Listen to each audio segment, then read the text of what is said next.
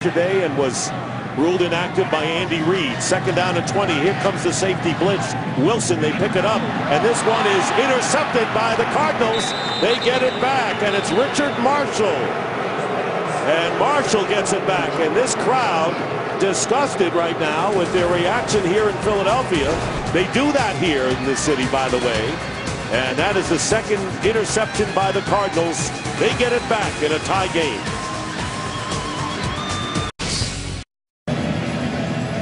Andy Reid is challenging the ruling on the field that this is an interception, claiming that Marshall lost possession of it. And remember the rule. Remember the Calvin Johnson rule. You've got to control the ball throughout the process of the catch. Marshall has the ball, and if you watch, you continue till the very end. The ball comes loose right there. Now, when does that process end? That's the question. That's what Walt Anderson's going to be finding out underneath the hood.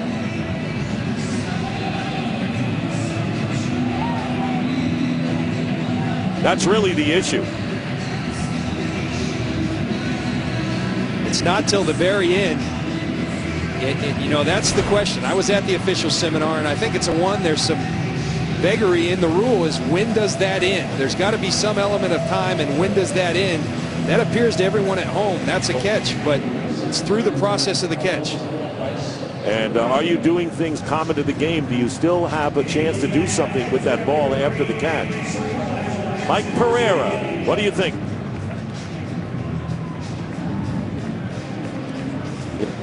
Yeah, they're just looking now at the fact of this whole process, like really John said, to go into the ground, and you have to maintain control of the ball after you hit the ground, and that's what they're going to be looking at.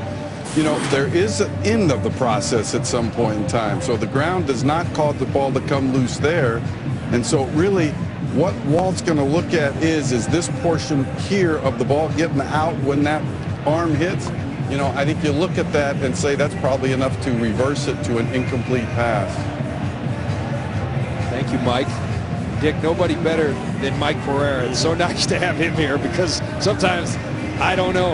And Mike was in that role for so long and gives clarity. But I think in an issue like this, there's some level of judgment here. When does the process end? Well, only Walt Anderson can answer that here today. Right, and I think Mike and Walt Anderson have seen similar plays enough times that they say, well, I see this, I remember this, and I know what this would be. He did not have maybe control as he was rolling over.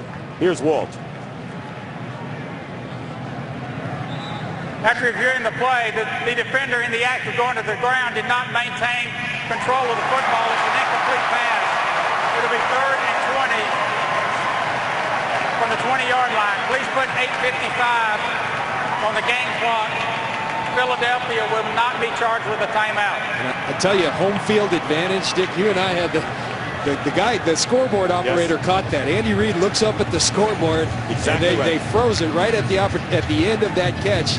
Otherwise, you're on the road. I promise you, they don't show that. It was a foregone conclusion of the interception. All of a sudden, you look up at the big scoreboard and you see the ball lying underneath Richard Marshall. Andy Reid saw it and then dropped he didn't even have to throw it far. He just dropped it in front of him. So no turnover and no timeout.